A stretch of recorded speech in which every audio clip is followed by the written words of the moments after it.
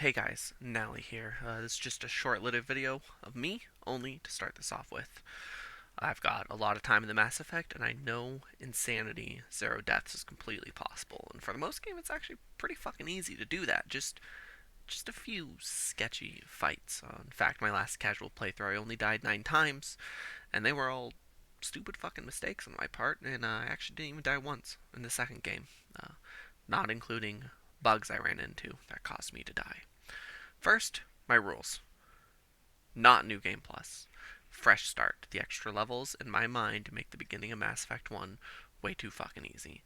When transferring from 1 to 2 or 2 to 3, I can and will be importing my character, though, as it's part of the game idea. Um, I am only allowed to save when I exit the game, and I must delete that save right after I reload it. That's to help show and prove I'm not fucking around, I'm not cheating, I'm genuinely doing this on one save file in essence. If I die, it's all the way back to Eden Prime. Not restarting a single game. It doesn't matter if I'm at Earth, Mass Effect 3, and I die. Haven't done that 3 times in a row, but if I die there, it's back to Eden Prime, Mass Effect 1. Full trilogy, zero deaths. Deaths from bugs, they don't count. I just think that's bullshit if I die from the game breaking. It doesn't happen often, but I've got an example on each game. In Mass Effect 1, on Virmire when fighting Saren, I've had my gun just decide to not until I completely closed out of the game or rebooted the game up. In Mass Effect 2, when doing the shutters on the right for the mission to recruit Garrus, I once got stuck inside a crate while trying to dodge around the room to avoid the Varen.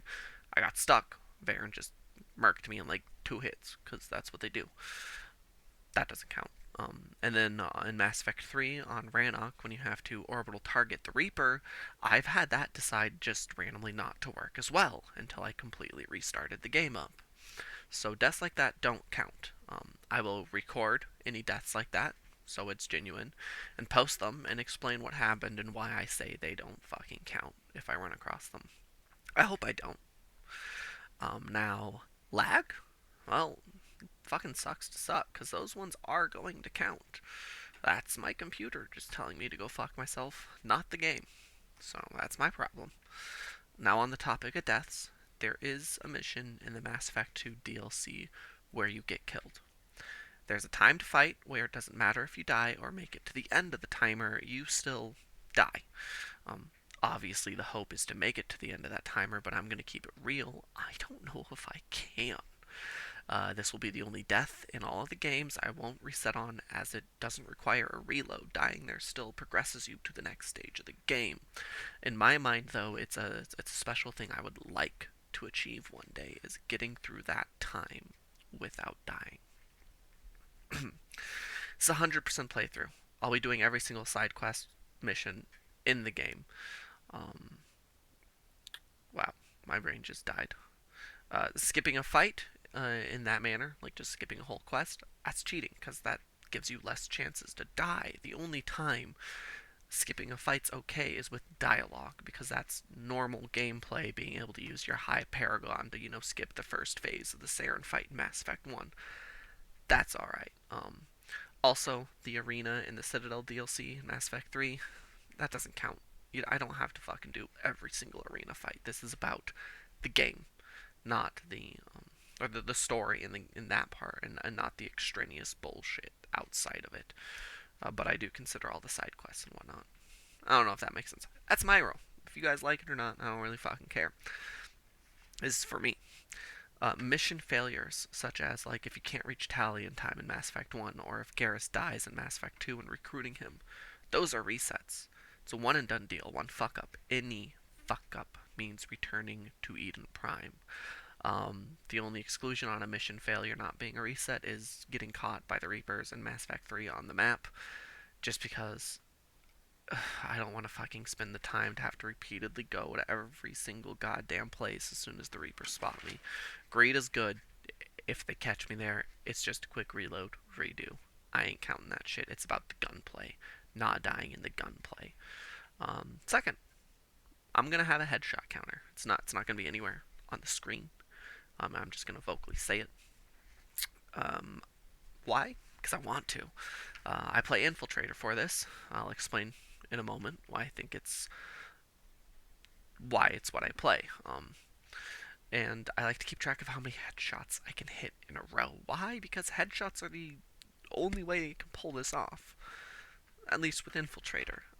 Enemies that don't have a head to hit, they don't count towards nor against the counter unless I completely miss a shot. Then I reset the counter. Right now, my high is 19. I do not have that recorded. Believe me or not, whatever. And lastly, my insight. Like, why am I playing Infiltrator? Why do I know this is possible? Because my friends that I talk to are like, Dylan, you're fucking insane. Um, well, you use the Infiltrator for one reason, mostly. You die in half a fucking second on Insanity, I swear to God. It's like 3 bullets and you're gone almost. So being able to pop out of cover, or popping out of cover is dangerous in any fight, especially large fights. So the less time out of cover, the better.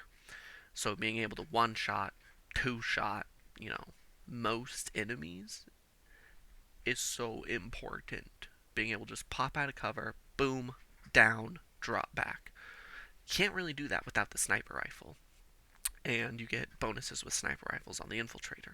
Also, um, I know in Mass Effect 2 and 3, the stealth ability also comes in handy for some interesting tactics I apply in certain fights, which I'll explain and show when I get to them.